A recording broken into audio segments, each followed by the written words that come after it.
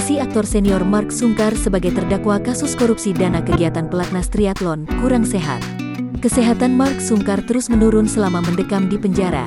Fahri menyebut kondisi kesehatan ayah dari Zaskia dan Shiren Sungkar itu menurun karena faktor umur.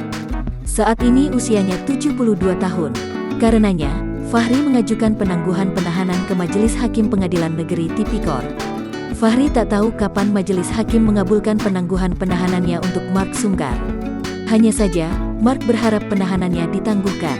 Diberitakan sebelumnya, Mark Sungkar membuat dan mengajukan proposal kegiatan bertajuk Era Baru Triathlon Indonesia ke Menpora dengan anggaran sebesar 5,072 miliar rupiah di tahun 2017. Namun, setelah acara berlangsung, sisa uang 399,7 juta rupiah dari kegiatan tersebut diduga digunakan Mark Sungkar untuk memperkaya diri sendiri.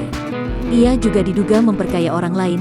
Jumlah kerugian keuangan negara atas tindakan Mark Sungkar itu, jika ditotal sebesar 694,9 juta rupiah sebagaimana laporan hasil audit BPKP.